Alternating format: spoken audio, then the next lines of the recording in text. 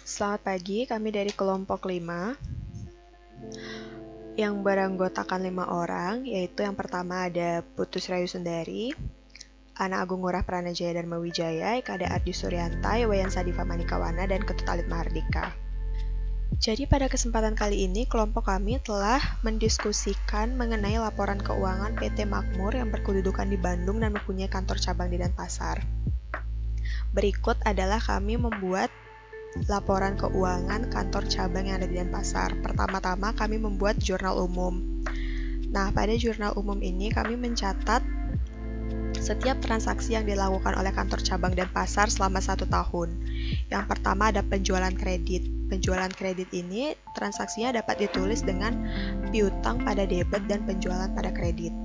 Yang kedua ada pembelian. Transaksi pembelian ini dapat ditulis dengan pembelian pada debit dan kas pada kredit. Yang ketiga, ada penerimaan barang dari pusat. Penerimaan barang dari pusat ini transaksinya dapat ditulis persediaan pada debit dan kantor pusat pada kredit. Yang keempat, ada pelunasan piutang.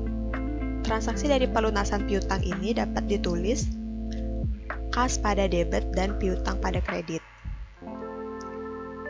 Selanjutnya, yang kelima, ada pelunasan utang. Pelunasan utang ini transaksinya dapat ditulis utang pada debit dan kas pada kredit. Selanjutnya, ada setor uang ke kantor pusat. Setor uang ke kantor pusat ini transaksinya dapat ditulis kantor pusat pada debit dan kas pada kredit. Kemudian, ada piutang yang dihapuskan. Transaksi dari piutang yang dihapuskan ini dapat ditulis dengan cadangan kerugian piutang pada debit dan piutang pada kredit. Kemudian ada biaya operasi.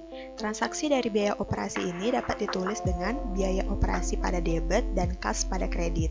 Dan yang terakhir ada pembebanan biaya ke kantor pusat. Transaksi dari pembebanan biaya ke kantor pusat ini dapat ditulis dengan biaya pembebanan pada debit dan kantor pusat pada kredit. Kemudian, setelah semua transaksi dicatat, masing-masing dijumlahkan antara debit dan kreditnya. Apabila pada debit dan kredit sudah balance, maka transaksi sudah benar dan sudah dicatat semua.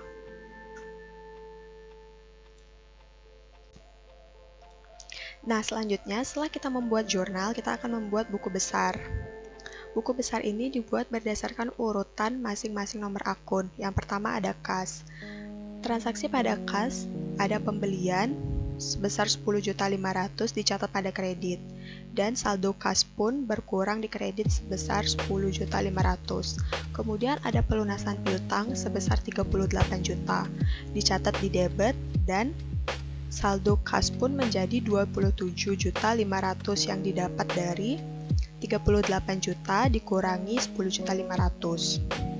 Selanjutnya ada pelunasan utang sebesar 10.100.000 yang dicatat pada kredit, yang membuat saldo pada kas berkurang menjadi 17.400.000 yang didapat dari 20.500.000 dikurangi 10.100.000. Kemudian ada setor uang ke kantor pusat sebesar 15 juta dan dicatat di kredit, yang mana akan mengurangi saldo menjadi 2.400.000 yang didapat dari 17.400.000 dikurangi 15 juta. Dan yang terakhir ada biaya operasi sebesar 12.400.000 yang dicatat di kredit. Selanjutnya ada piutang. Piutang ini transaksinya ada penjualan yang merupakan penjualan kredit sebesar 40 juta dicatat di debit yang membuat saldo piutang bertambah di debit 40 juta. Kemudian ada pelunasan piutang sebesar 38 juta yang dicatat di kredit yang membuat saldo piutang menjadi 2 juta yang didapat dari 40 juta dikurangi 38 juta. Kemudian ada piutang yang dihapuskan sebesar 600.000 yang dicatat di kredit, yang menyebabkan saldo menjadi berkurang, yaitu 1.400.000 yang didapat dari 2 juta dikurangi 600.000. Dan yang ketiga ada persediaan barang. Transaksi dari akun persediaan barang ini yaitu ada penerimaan barang dari pusat sebesar 20 juta. 20 juta ini dicatat pada debit dan menyebabkan saldo persediaan barang bertambah di debit sebesar 20 juta. Selanjutnya ada akun cadangan kerugian piutang. Cadangan kerugian piutang ini memiliki transaksi yaitu piutang yang dihapuskan sebesar 600.000 yang dicatat pada debit.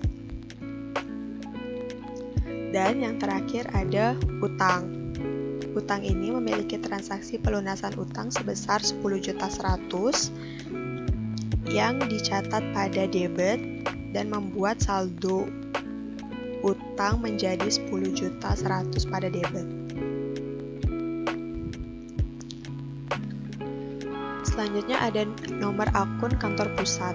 Kantor pusat ini memiliki beberapa transaksi yaitu penerimaan barang dari pusat sebesar 20 juta yang dicatat di kredit, setor uang di kantor pusat 15 juta yang dicatat pada debit, pembebanan biaya kantor pusat 800.000 yang dicatat pada kredit, yang menyebabkan saldo kantor pusat sebesar 5.800.000 pada kredit.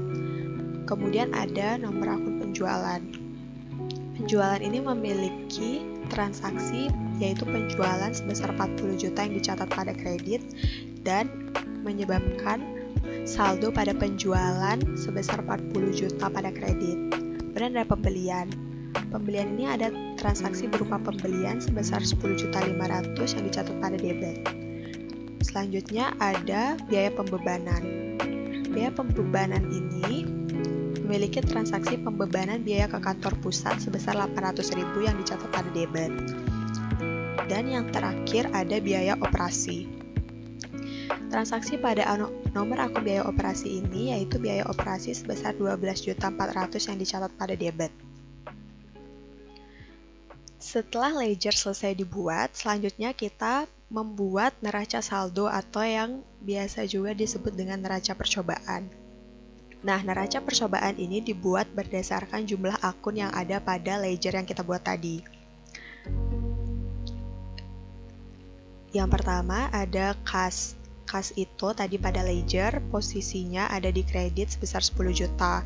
Piutang ada pada debit sebesar 1.400.000. Persediaan barang ada pada debit sebesar 20 juta. Cadangan kerugian piutang pada debit 600.000. Utang pada debit 10.100.000.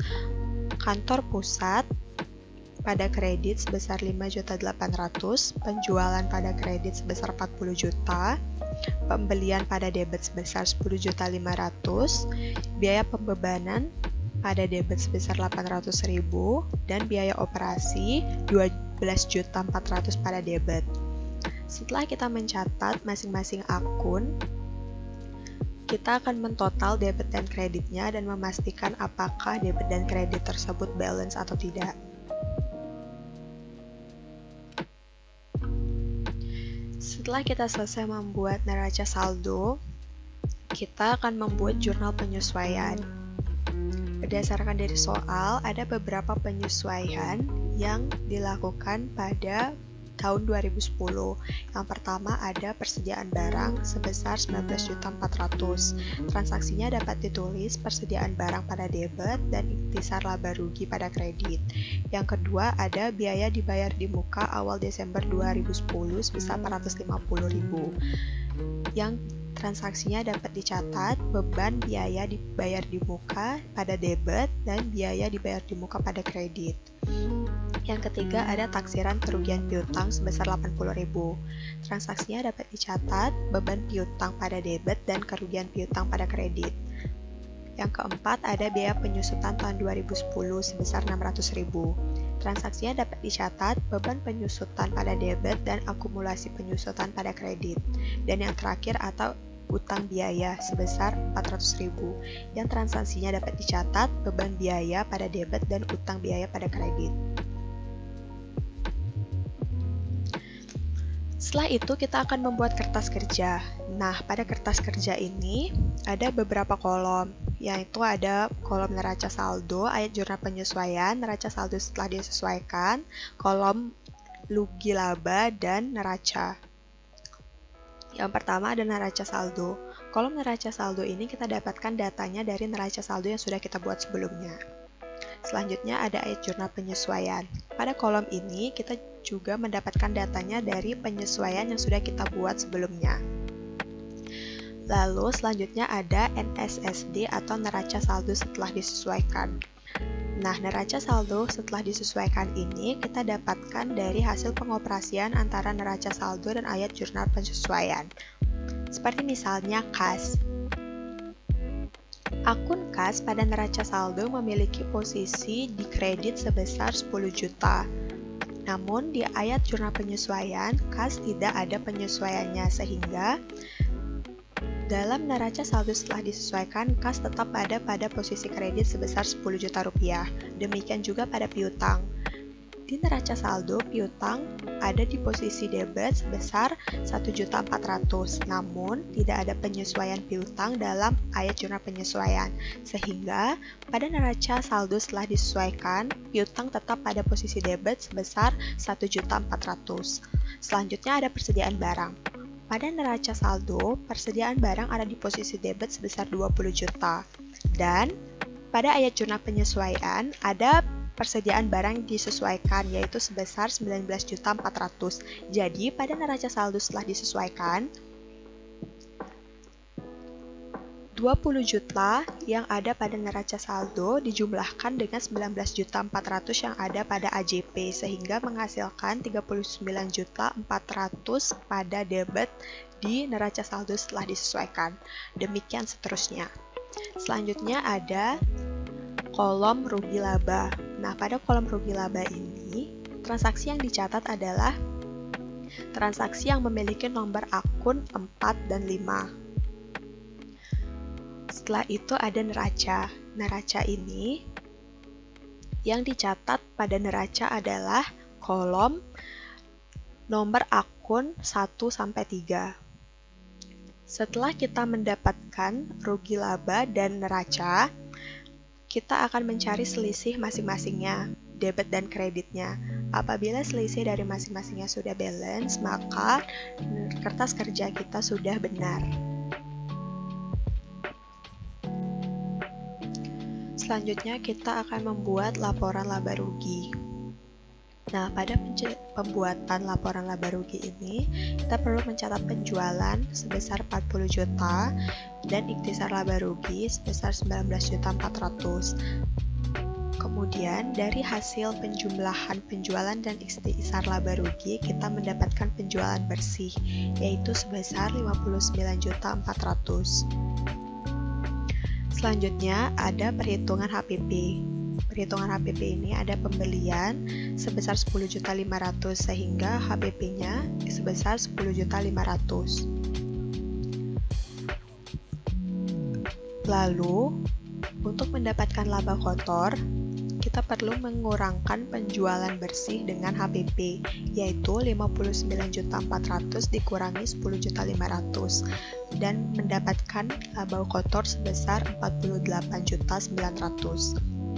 Selanjutnya, ada pengurangan beban usaha. Beban usaha ini terdiri dari biaya pembebanan sebesar 1.200.000, biaya operasi 12.400.000, biaya beban di muka 450.000, biaya beban piutang 800.000, beban penyusutan 600.000. Jadi jumlah bebannya yaitu 15.450.000.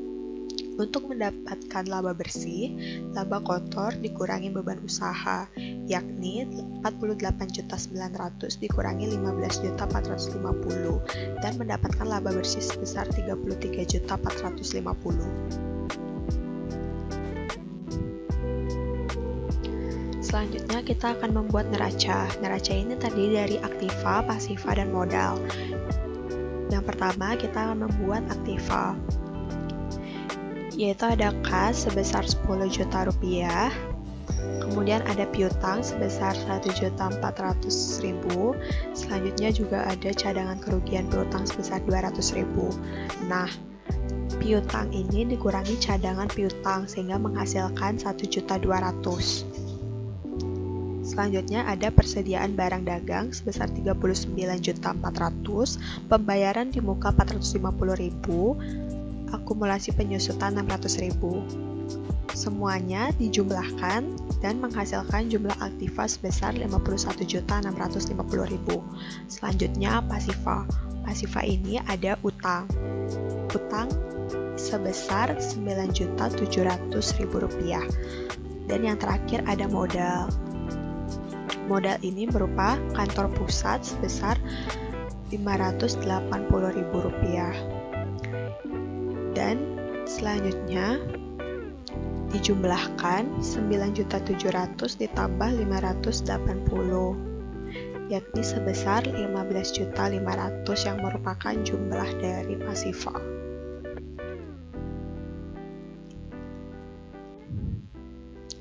Setelah itu, kita membuat jurnal penutup. Adapun transaksi dari jurnal penutup adalah penjualan sebesar 40 juta pada debit dan ikhtisar laba rugi pada kredit sebesar 40 juta. Kemudian ada ikhtisar laba rugi sebesar 25.950 pada debit dan pembelian sebesar 10.500 pada kredit, biaya pembebanan 1.200 pada kredit, biaya operasi sebesar 12.400 pada kredit, beban dibayar di muka sebesar 450 pada kredit, beban piutang sebesar 800.000 pada kredit, beban penyusutan 600.000 pada kredit. Selanjutnya, ada ikhtisar laba rugi sebesar 19.400 pada debit dan kantor pusat sebesar 19.400 pada kredit. Nah, yang terakhir kita akan membuat laporan perubahan modal. Transaksi pada laporan perubahan modal ini yaitu ada modal awal sebesar 19.900 dan laba bersih setelah pajak sebesar 30.450 yang kemudian dijumlahkan menjadi 53.350.000. Karena tidak ada prive, maka modal akhir adalah 53.350.000. Baik, sekian presentasi yang dapat kami sampaikan. Apabila ada salah kata dalam penyampaian presentasi ini, kami memohon maaf dan terima kasih atas perhatiannya. Selamat pagi.